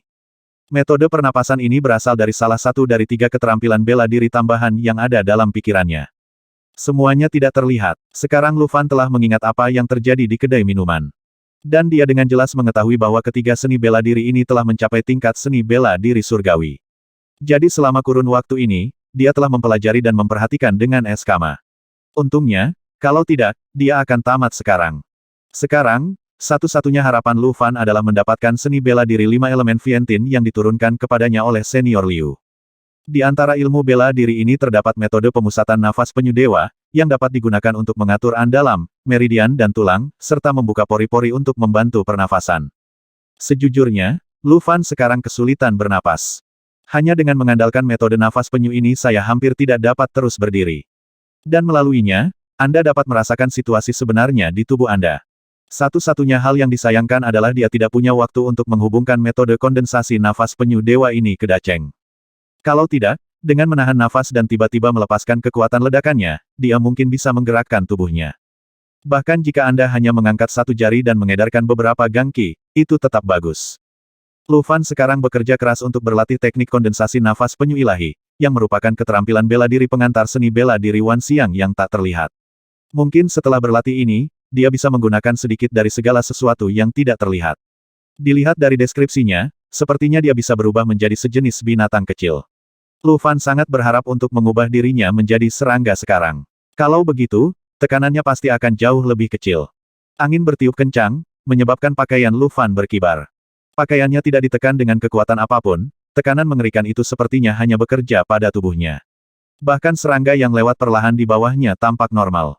Lu Fan sedang berlatih keras, dia bukanlah orang yang mudah menyerah. Atau lebih tepatnya, dia memiliki sifat keras kepala sejak dia masih kecil dan tidak akan menoleh ke belakang bahkan jika dia membentur tembok.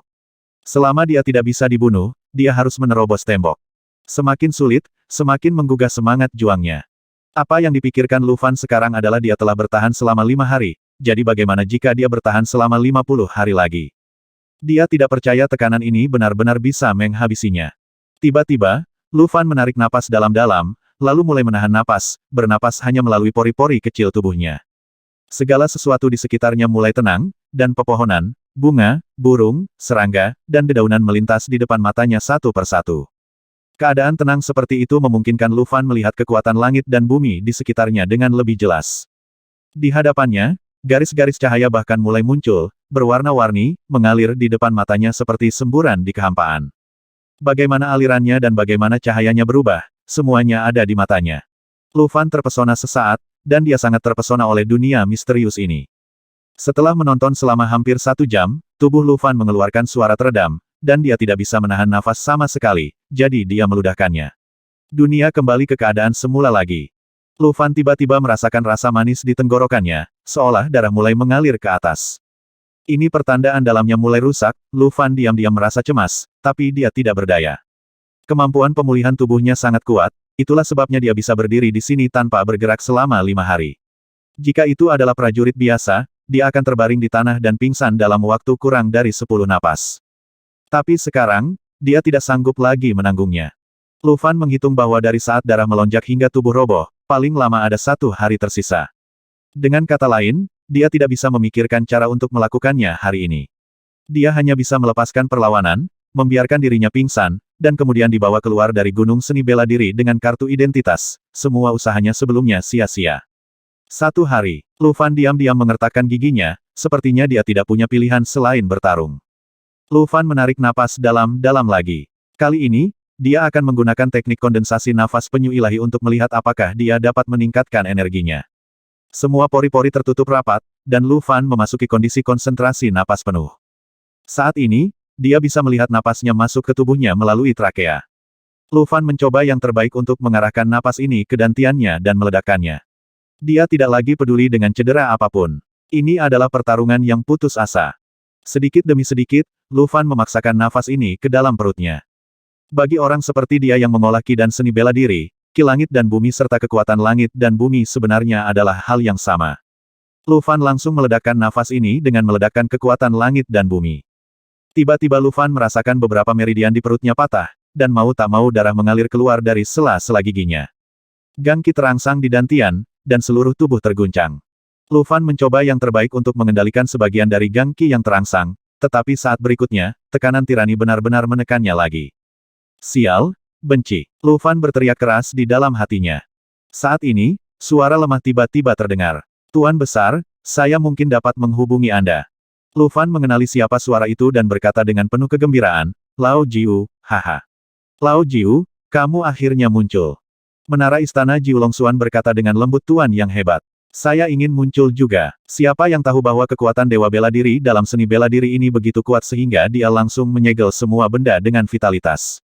Bahkan saya hampir terbunuh. Sepenuhnya tersegel. Hanya sedikit dekat. Jika bukan karena ledakanmu, Tuan, yang menyebabkanku keluar dari dantianku, aku masih akan terjebak di dalam. Menara Jiu Longxuan Gong kemudian mulai mengoceh tentang betapa keji, betapa tidak masuk akal, dan betapa menyebalkannya kekuatan Dewa Perang. Lu Fan dengan cepat menyela dan berkata, berhenti bicara omong kosong. Kamu baru saja hampir dilarang. Saya telah ditekan di sini selama 5 hari. Katakan dengan cepat, bagaimana saya bisa memecahkannya. Pagoda Jiu Longxuan Gong berkata, Guru Agung. Tekanan dari Dewa Bela Diri ini diringkas oleh kemauan puluhan Raja Bela Diri di Gunung Seni Bela Diri. Bagaimana bisa dipatahkan? Anda hanya bisa mengikutinya. Lu Fan berkata, saya tidak mengacaukannya, mengapa itu hanya menekan saya? Apakah lusinan martial lord begitu tidak masuk akal? Menara Istana Jiu Longxuan berkata, karena ia mengira bahwa Anda bukanlah seorang pejuang, apapun yang memiliki vitalitas, atau orang yang memiliki vitalitas, akan langsung ditekan. Jelas Anda telah ketahuan olehnya. Lu Fan tiba-tiba terdiam, inilah alasan perasaannya. Pantas saja dia tidak bisa menggunakan gang ki-nya, ternyata itu adalah vitalitasnya. Dengan semua tekanan Dewa Bela Diri orang pembawa sial ini, tidak bisakah gang ki di tubuhnya dianggap sebagai gang jin? Saya benar-benar menekan hal sekecil apapun, sepenuhnya tanpa pandang bulu. Lalu apa yang harus aku lakukan? Aku tidak bisa membiarkan gang ki-ku sia-sia. Lu Fan mulai memikirkan cara-caranya. Menara Istana Jiu Longxuan berkata, Guru Agung, meskipun saya tidak dapat menggunakan kekuatan saya. Tetapi saya masih dapat melepaskan formasi yang dikumpulkan di menara. Saya kira saya dapat membantu Anda memblokir tekanan untuk 1 atau 2 napas. Anda dapat manfaatkan 1 atau 2 napas ini untuk dengan cepat mengubah semua gang ki menjadi gang jin, dan memutarnya sebanyak yang Anda bisa, dan mengembalikan sisanya ke dantian Anda tanpa mengeluarkannya sama sekali.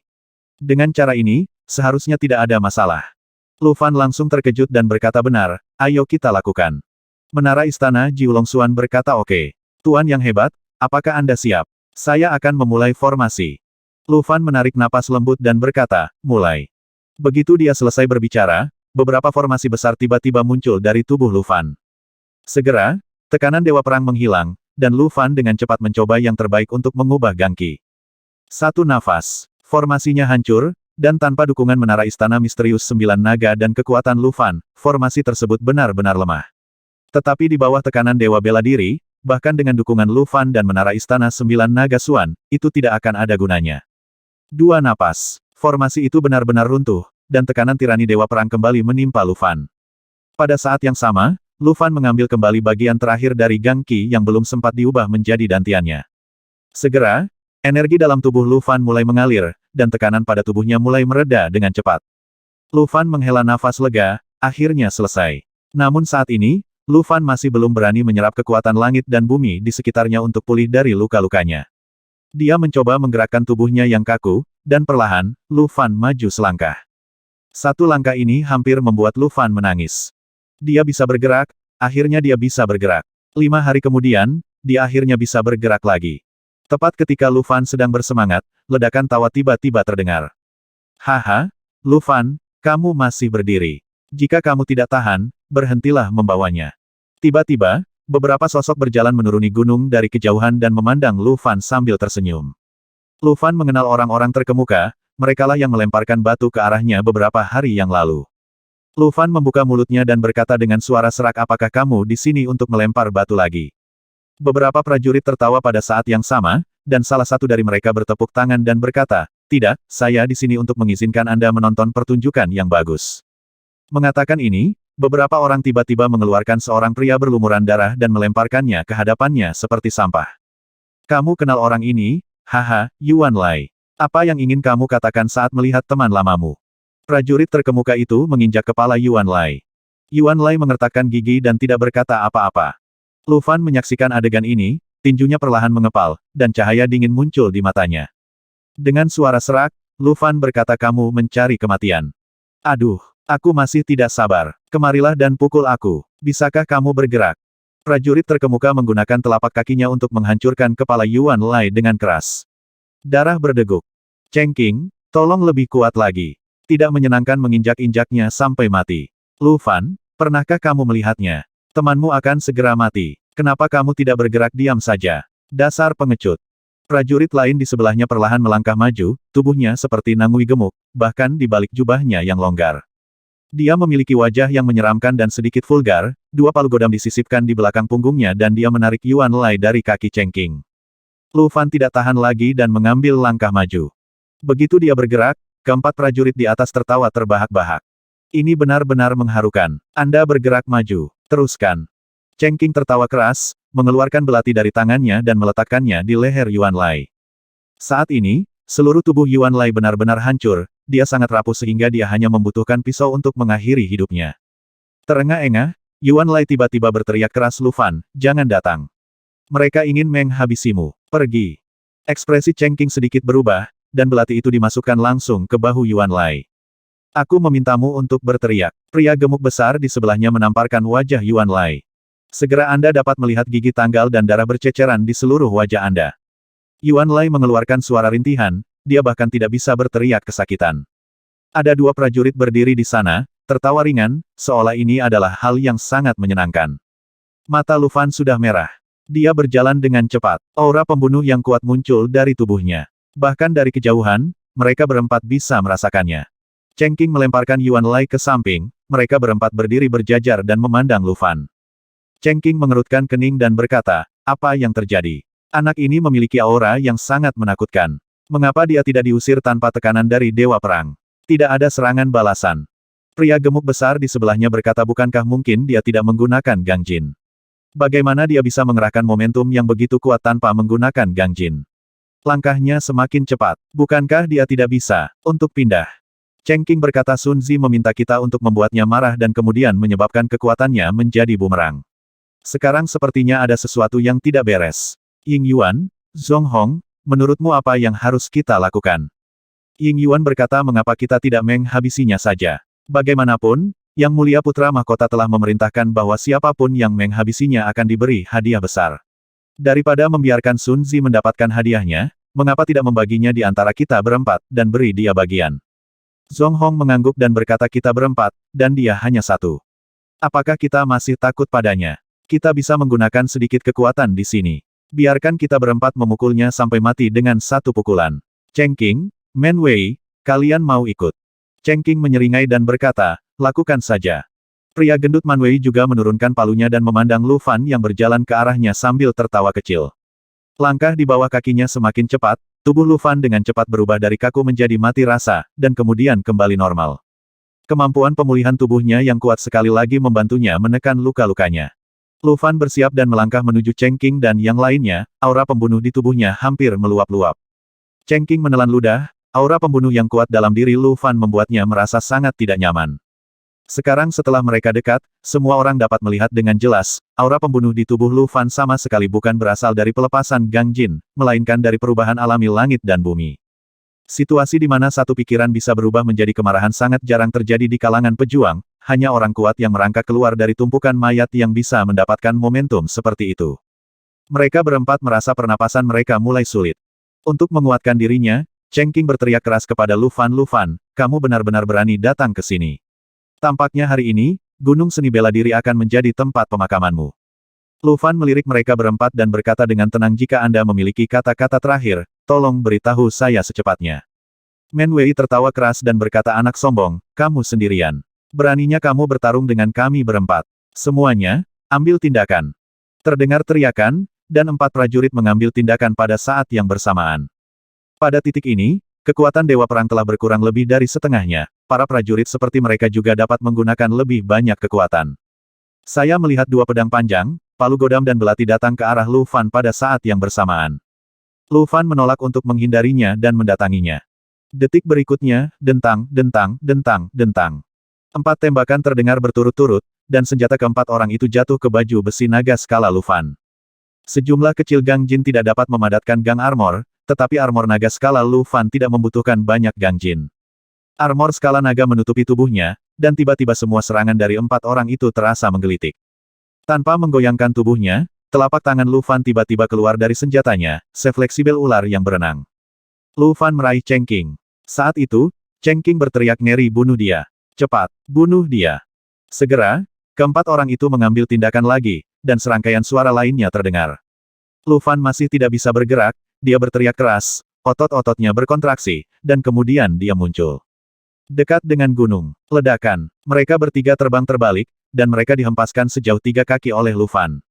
Apa Gang Jin? Untuk menangani sampah-sampah ini, dia tidak perlu menggunakannya sama sekali, kekuatan fisik saja sudah cukup untuk mengatasinya. Hanya Cheng Qing, yang tertangkap di tangan Lu Fan, tidak terbang keluar, Lu Fan menghempaskannya ke tanah. Ledakan, seperti meteorit yang jatuh ke tanah, Cheng Qing membuat lubang berbentuk manusia ke tanah. Dia mengeluarkan darah dari mulut dan hidungnya. Cheng Qing tidak dapat membayangkan bahwa kekuatan fisik Lu Fan begitu kuat. Dia hampir setara dengan tuan dari klan Juli yang telah mengembangkan kekuatan murni. Tentu saja Cheng Qing tidak akan tahu bahwa tidak ada satupun ahli dari klan Juli yang dapat bersaing dengan Lu Fan dalam hal kekuatan. Bukankah Su Chu, salah satu dari 8 elit, mati di tangannya. Mengepalkan giginya, Cheng Qing jatuh ke tanah dan menusuk pergelangan kaki Lu Fan dengan belati. Belati itu bergetar. Itu adalah keterampilan bela diri gempa yang membuatnya terkenal. Itu memotong segalanya dengan getaran cepat dan tidak bisa dihancurkan. Belati Cheng Qing langsung membuka baju besi skala naga di pergelangan kaki Lu Fan, dan hendak memotong kaki Lu Fan, tetapi segera, kekuatan besar jatuh tepat di lengannya. Terdengar bunyi klik yang tajam, Lu Fan menghancurkan lengannya berkeping-keping dengan satu tendangan. Ah! Raungan menyakitkan Cheng Qing terdengar, hampir bergema di langit. Banyak prajurit yang sedang mempelajari cara masuk keluar gua mendengar lolongan menyedihkan ini, termasuk Sun Zi dan Tian Qingyang, mereka semua melirik ke arah kaki gunung. Lu Fan, beraninya kamu. Men Wei, Ying Yuan dan Zhong Hong datang untuk menghabisi lagi. Pada saat ini, mereka tidak peduli dengan serangan balasannya, Lu Fan sudah lebih kuat dari yang mereka duga. Gang Jin diaktifkan, cahayanya menyilaukan, bunuh seketika. Lu Fan bahkan tidak repot-repot melihat mereka, dia hanya meraih Cheng Qing dan meninju area kemaluan Cheng Qing. Sebuah kekuatan kekerasan mengikuti tinju Lu Fan dan memasuki dantian Cheng Qing. Tidak ada trik mewah, yang ada hanyalah kekuatan ledakan. Boom, boom, boom. 3 ledakan terdengar dari tubuh Cheng Qing, kemudian Cheng Qing muntah darah dan jatuh ke tanah dengan penampilan lesu, dantiannya hancur. Gerakan pembunuhan Men Wei, Ying Yuan dan Zhong Hong juga menimpa Lu Fan. 3 sinar cahaya menyelimuti tubuh Lu Fan hampir dalam sekejap, armor naga skala tanpa dukungan Gang Qi segera hancur. Mereka bertiga melakukan gerakan backhand lagi, yang mendarat di Lu Fan. 2 pedang, satu di depan dan satu di belakang, dimasukkan ke dada dan punggung Lu Fan, keduanya berada di posisi jantungnya, namun, ujung pedangnya hanya menembus 1 inci dan tidak bisa masuk lagi.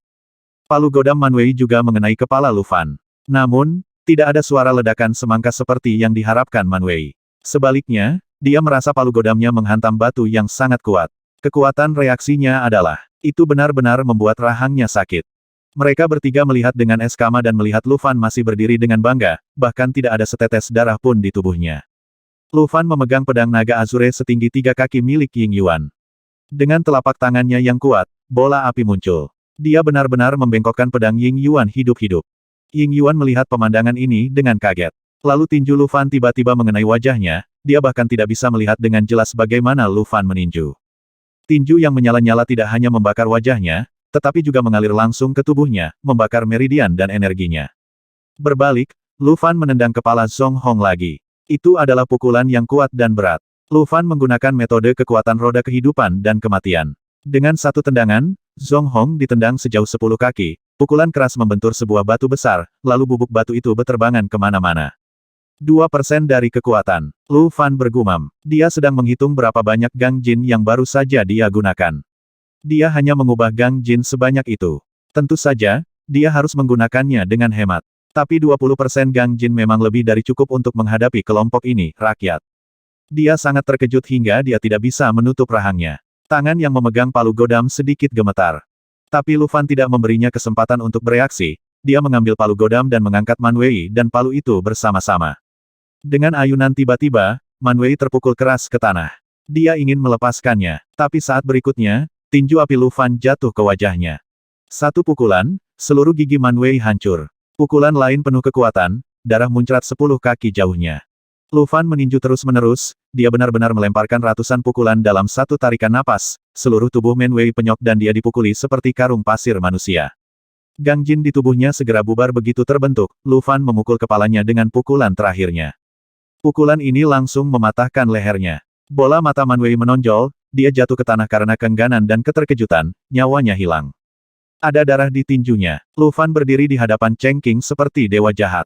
Pada saat ini, Cheng Qing tiba-tiba menyadari bahwa yang dia sakiti bukanlah seekor domba yang akan disembelih, tetapi seekor harimau yang ingin memakan manusia. Lu Fan bahkan tidak memandangnya, dia berjalan lurus ke arah dua orang lainnya. Yuan Lai terbaring di tanah, menyaksikan pemandangan ini dengan mata merah.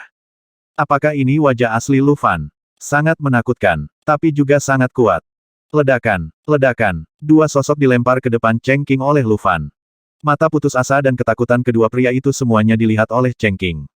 Lu Fan memandang Cheng Qing dengan acuh tak acuh, ekspresi wajahnya tidak senang atau sedih, dan cahaya di matanya setenang genangan mata air yang tak terduga. Aku hanya akan bertanya padamu sekali saja. Siapa yang memintamu datang? Cheng Qing mengertakkan gigi dan tidak menjawab. Lu Fan menunggu 10 napas, lalu meninju Zhong Hong di sebelah kanannya.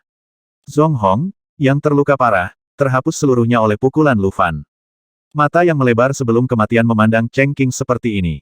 Dalam sekejap, seluruh tubuh Cheng Qing bergetar. Lu Fan memandang Cheng Qing dan berkata, jangan beritahu aku.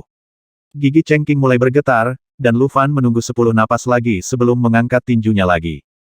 Saat ini, Ying Yuan berteriak keras. Aku tahu segalanya, jangan bunuh aku. Lu Fan tidak mendengarkan sepatah kata pun yang dia ucapkan dan meninju kepala Ying Yuan.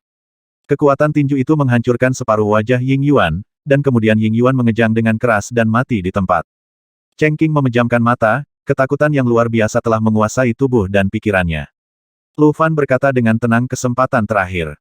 Setelah selesai berbicara, Cheng Qing merasakan aura pembunuh yang ganas kembali menyelimuti dirinya. Segera, Cheng Qing membuka matanya, berbaring di depan Lu Fan seperti seekor guk-guk dan berkata saya mengatakannya. Sun Zi, bukan, Yang Mulia Putra Mahkota yang meminta kami untuk menghabisi Anda. Putra Mahkota menghadiahimu dan mengatakan bahwa selama kamu menghabisi jika aku menangkapmu, aku dapat diberikan gelar resmi dan menjadi terkenal sejak saat itu. Dipimpin oleh Sun Zi, semua orang ingin menghabisimu untuk mendapatkan hadiah. Itu adalah Sun Zi yang meminta kami untuk menangkap Yuan Lai, dan kemudian membawanya ke sini untuk merangsang Anda, menyebabkan Anda bingung dengan kekuatan Wu Shen. Pembunuhan itu terjadi di kaki gunung. Lu Fan mencibir dan berkata, dia ingin menghabisiku tanpa perlawanan. Dia punya ide yang bagus. Tampaknya banyak orang di Gunung Seni Bela Diri ini menginginkan kepalaku. Pantas saja Qing Yang menjawab ketika dia berkata untuk berurusan denganku hari itu. Cheng Qing tidak berani mengucapkan sepatah kata pun, tetapi hanya bersujud di depan Lu Fan, gemetar. Tingkah lakunya saat ini sama sekali tidak terlihat seperti seorang pejuang, lebih seperti seekor guk-guk yang mengibaskan ekornya memohon ampun. Lu Fan mengabaikannya dan langsung berjalan ke arah Yuan Lai. Segera, Lu Fan mengeluarkan beberapa pil dari tangannya dan menyerahkannya kepada Yuan Lai, dan pada saat yang sama dia berkata maaf, saudara Yuan Lai, aku telah membuatmu sangat menderita. Yuan Lai terkekeh dan berkata bukan apa-apa. Tubuh dan tulangku baik-baik saja, dan mereka tidak menghancurkan dantianku. Aku akan kembali dan memulihkan diri. Lu Fan mengangguk dan berkata jangan khawatir, aku akan membalaskan dendammu. Sebaiknya jangan makan pil ini di sini. Kamu bisa memakannya setelah keluar. Chengqing ini milikmu. Dengan mengatakan itu, Lu Fan memberi Yuan Lai ledakan energi dan membantu Yuan Lai berdiri. Yuan Lai memandang Chengqing dengan wajah dingin dan berkata orang ini mencakarku lebih dari 30 kali, aku benar-benar ingin membalasnya. Ketika Chengqing mendengar ini, seluruh tubuhnya terguncang. Terlatih-tatih, Yuan Lai berjalan menuju Chengqing. Pada saat ini, Chengqing benar-benar bangkit dan melarikan diri, dengan putus asa mencari sesuatu di pelukannya saat dia berlari. Yuan Lai tidak tahu seberapa kuat dia, jadi dia tiba-tiba mengambil pedang yang jatuh dan melemparkannya ke arah Chengqing. Engah, pedang panjang itu dimasukkan langsung ke leher Chengqing, akurat. Ilmu pedang yang bagus, Lu Fan berkata dengan lembut. Yuan Lai duduk di tanah dan berkata menukar lebih dari 30 pedang dengan satu pedang akan memberinya keuntungan. Karena itu, Yuan Lai mulai mencari benda-benda di tubuh Zhong Hong, dan segera dia menemukan beberapa tanda identitas. Di antaranya adalah merek Yuan Lai sendiri. Setelah menyimpan tanda-tandanya, Yuan Lai menyerahkan yang lainnya kepada Lu Fan dan berkata, ambillah, itu dianggap piala. Lu Fan mengambil tanda itu dan berkata, para idiot ini bahkan tidak tahu cara menggunakan tanda itu. Kalau tidak, mereka mungkin masih bisa melarikan diri. Yuan Lai tersenyum dan berkata orang-orang akan selalu melupakan beberapa hal ketika mereka berada dalam ketakutan yang ekstrim. Saudara Lu Fan, jika Anda bertemu orang-orang seperti itu di Gunung Seni Bela Diri di masa depan, Anda harus segera menghabisi mereka. Jangan biarkan mereka mencubit kamu. Kesempatan untuk menghancurkan merek. Lu Fan mengangguk dan memasukkan tanda berlumuran darah ini ke ikat pinggangnya. Yuan Lai memandang Lu Fan dan berkata, sepertinya saya tidak bisa terus bertahan hidup di Gunung Seni Bela Diri. Sayang sekali saya belum memperoleh warisan apapun. Sepertinya saya juga tidak memiliki kehidupan ini. Lu Fan berkata kamu tidak perlu pergi, ikuti saja aku. Aku akan membawamu menjelajahi rumah-rumah besar itu lagi. Yuan Lai menggelengkan kepalanya dan berkata lupakan saja. Aku masih tidak ingin menahanmu. Saudara Lu Fan, kuharap kamu menemukan warisan yang bagus di Gunung Seni Bela Diri dan menjadi pria yang benar-benar kuat. Lu Fan memandang Yuan Lai dan berkata perlahan, saya pikir warisan adalah hal kedua. Para pejuang masih harus mengandalkan diri mereka sendiri. Yuan Lai mengangguk dan berkata itu benar. Para pejuang harus mengandalkan diri mereka sendiri. Baiklah, Saudara Lu Fan, kata-katamu adalah keuntungan terbesarku di Gunung Seni Bela Diri. Ayo pergi, seleksi ini sudah selesai, ingatlah untuk pergi ke Yanzhou ketika kamu punya waktu jika Anda ingin bermain dengan kami, Feng Ying dan yang lainnya akan ada di sana. Lu Fan mengerti maksud Yuan Lai. Mereka tidak bisa lagi tinggal di ibu kota dan harus segera kembali ke Yanzhou. Sambil menghela nafas, Lu Fan tersenyum pada Yuan Lai dan berkata, pasti. Yuan Lai dengan enggan tersenyum, luka di wajahnya membuat senyumannya terlihat sangat lucu. Terutama gigi yang hilang di mulutnya yang terlihat sangat konyol. Perlahan menghancurkan tanda itu, seberkas cahaya menyelimuti Yuan Lai, formasi di bawah kakinya menyala, dan kemudian sosok Yuan Lai menghilang tanpa jejak. Lu Fan menarik napas dalam-dalam. Hari ini benar-benar menegangkan. Jika dia memanggil Lao Jiu nanti, aku khawatir Yuan Lai pasti akan mati hari ini. Jabat tangan Anda dan bersihkan medan perang. Ambil semua yang kamu bisa. Keempat orang ini semuanya adalah master yang datang untuk berpartisipasi dalam seleksi. Tidak ada yang akan percaya jika mereka tidak memiliki inventaris apapun. Lao Jiu menelan semua yang dia bisa sebagai makanan, dan sisanya ditumpuk di istana bintang di ikat pinggangnya, bersama dengan hadiah yang dia terima terakhir kali, dia harus menyelesaikannya ketika dia punya waktu. Lu Fan mengayunkan apinya dan membakar keempat mayat itu, lalu perlahan berjalan mendaki gunung. Setelah berjalan sekitar beberapa ratus langkah, Lu Fan merasakan kekuatan Dewa Perang menghilang. Dia akhirnya bisa menggunakan gangkinya lagi. Perasaan ini sangat baik, dan Lu Fan menghela nafas lega. Selama gangki bisa digunakan, dia bisa menghabisi 40 prajurit lainnya seperti itu sekarang. Tidak jauh dari situ, Lu Fan melihat rumah besar pertama, dan ada sekelompok orang yang bersujud di depan pintu. Terlihat aneh, Lu Fan berjalan dengan cepat. Beberapa orang yang bersujud di depan pintu semuanya mengubah ekspresi mereka ketika mereka melihat Lu Fan datang. Lu Fan, dia datang. Bagaimana dia bisa muncul? Men Wei dan yang lainnya baru saja pergi menghadapinya. Pergi dan beritahu Sun Zi secepatnya, Lu Fan akan datang. Beberapa orang tiba-tiba berdiri di depan Lu Fan dan berkata Lu Fan, ini bukan tempat untuk kamu datangi. Cepat keluar dari sini. Gua ini milik kami. Senyuman muncul di bibir Lu Fan, dan dia melemparkan 4 plakat besi berdarah dengan tangannya. Tadi aku tidak mendengarmu dengan jelas. Tolong beritahu aku lagi jika aku bisa datang. 520.